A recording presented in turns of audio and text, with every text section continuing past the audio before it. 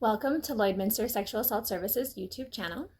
My name is Heather, and today I'm here to talk a little bit about how we can, as parents and caregivers, talk to the children in our lives about some of the big feelings and big things that are happening in this world that might contribute to some stuff happening at home or some kids wondering what's going on or missing some loved ones and that sort of thing. So with these unprecedented times, there could be quite a few feelings kind of going on, whether you're an adult or you're a kid. Feeling a little isolated from loved ones, lonely, missing some really special people in our lives, fear or uncertainty about what's going to happen next, curiosity, maybe a little bit of relief that we get to hang out at home for a little bit, anger, frustration, and any number of feelings that might be popping into your head as I list these off. So whatever you might be experiencing or your children might be experiencing, just know that it's okay. And we kind of just need to honor where we are at. So I thought we could talk a little bit about how to maybe engage in conversation about those big feelings and give some options that you could take into your world. I'd like to preface as well that these are merely suggestions. So you can take what resonates with you or leave behind what doesn't. And as you take some of those things in, maybe just find your own way of communicating that, however you end up talking with your kids in your own language, your own sort of genuine approach to having these conversations. So there's no right or wrong way to do it. Again, these are just suggestions. So as adults and caregivers, we have the opportunity to role model as best as we can. Now, having said that, there may be moments where we might yell about something that we normally wouldn't yell about. Or we might be crying uncontrollably at a commercial that usually wouldn't hit us in the feels. Or perhaps we might be on social media a little bit too much and reading a bit too much about what's going on in the world right now. And that can have a heavy impact on us as well. So when these things or any other situation kind of takes place, there's a couple of things that we could potentially keep in mind to kind of role model how to move through some of that heavy stuff for our kids. The first one is to just explain or remember that the feelings that we have are real and they're okay to experience. There's not a whole heck of a lot of room to hide stuff right now when we are with our families potentially for most of the day, every day. So kind of just conveying the message that worries or feelings can come out in very different ways, and that they're felt and that's okay.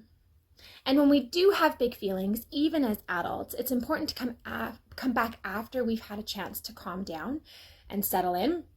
Come back to the person, come back to the situation where we were frustrated with or we had one of those big feelings with, acknowledge what took place, apologize maybe if necessary, and just move forward from that, kind of acknowledging where you were at.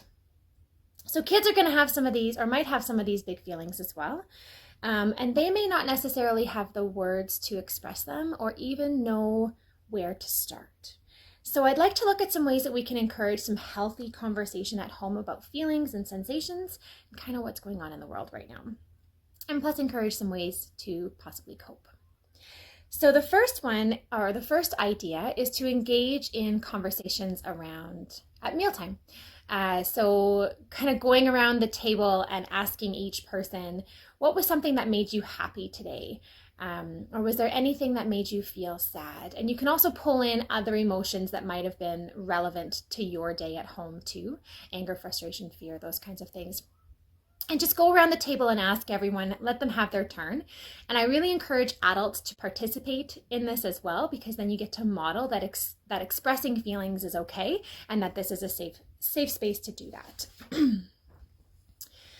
The second thing to talk about is that if an organized or structured activity isn't going as planned, because let's be honest, art projects do flop and there are some days where no one wants to do their homework. So how do we kind of move through some of that frustration that might be bubbling up to the surface?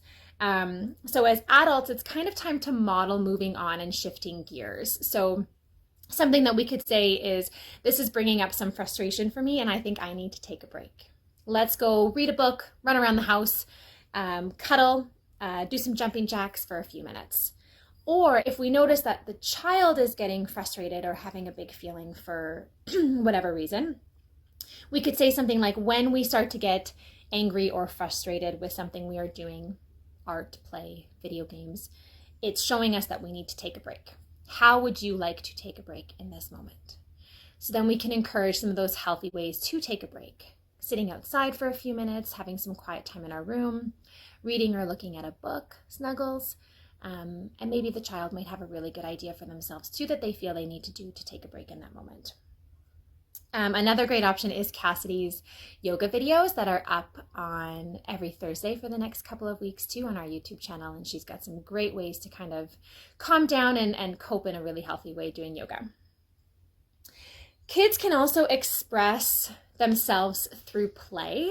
So if you notice that your child is maybe talking about a loved one or a friend from school during their play, this is a great opportunity to get down on the ground with them or at the table with them and play that game and kind of immerse yourself in their imagination. And during play, you can say things like, my favorite part about going to grandma's is whatever, or the next time we get to go to grandma's, this is what I can't wait to do. So they may not kind of say anything back. You can ask them, what would you like to do next, that sort of thing, depending on the person they're talking about or playing about. But they're hearing you say these things that can help them process things that might be left unsaid or things they might not even realize that they're missing, but they're able to get that out loud.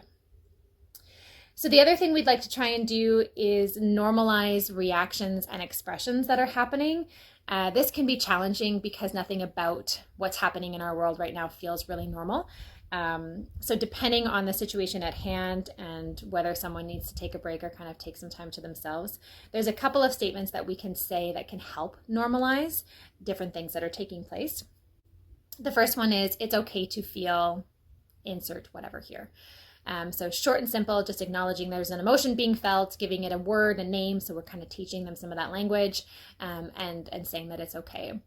The second one, and one of my favorites, is I'm here to talk whenever you are ready. So there are times, adults and kids, where we don't want to talk about things, where we need some space and it's just not the time to go into anything right now. So if that's the case and kiddo is taking some time to themselves, letting them know that you're here, that you're ready to listen when they are ready to share, just is leaving that door open for possibility for them to come forward and seek some help or have a little cry or get a hug or whatever they might be needing in that moment. Another statement, this is kind of specific, but you can kind of play around with it. School is super different right now. You're right. What would make it easier for you to do some of your homework today? So this is an empowering one because you're giving the child some choice. You're acknowledging that things are different and that they were right about that, and gives them an opportunity to maybe decide how they'd like to move forward with some of the next things to do in the day. Simple statement, I miss my friends too. So again, they may not say anything back, but it's giving the opportunity to share, and it's showing that you are a safe person to kind of share some of those big feelings with, that you're having some of those big feelings, that they're not alone in missing some of their friends. And then finally, there's a lot about this that I don't understand either. And what are some things that we do know to be true and we do understand? So we're pulling in the things that are around us that we have control over, that we have knowledge and understanding about. So one of them could be, and you might have some of your own too, spending lots of time at home can be fun and difficult all at the same time. We have the choice about how we will plan each day together right now. So questions to answer or explore. What can we learn about? What can we make? What will we eat? What will we play? Where can we explore? And what can we listen to? And then finally, that everyone is doing the best that they can, and so can we. So these are some statements that kind of reflect what's happening in the world, but bring it home to a level of understanding and control within the space that we're in. Another interesting way and a great way that we can connect with our bodies is naming sensations. So sometimes we actually just don't have a feeling or an emotion that can express what's going on inside the body. So this is a neat way to explore sensations in a different way and expressing what's happening to us, what's going on with us in a unique way. So one of the options is, so just to kind of define the two, an emotion felt and expressed as I feel sad. A sensation felt and expressed is my chest feels heavy and my shoulders are curling in. So we're describing what's happening within the body that can convey a sense of an emotion or that sort of thing. So as a family, perhaps you'd like to encourage conversations about sensations in the body maybe once or twice a week, just as a way to give different language and different ideas about how to express what's going on with someone. So a couple of examples: excited to go for a bike ride, my feet feel like dancing, nervous about an online class, my heart is beating fast and my mouth is dry, missing a loved one, my tummy feels empty. So those are just some examples, and you might be really creative at home with how that feels inside each of your own bodies. You can also talk about the differences between hopes and worries and see if you can talk about hopes and worries a couple of times each week maybe. So acknowledging too that hopes and worries aren't things that for sure will happen, but that they're something we're thinking might happen.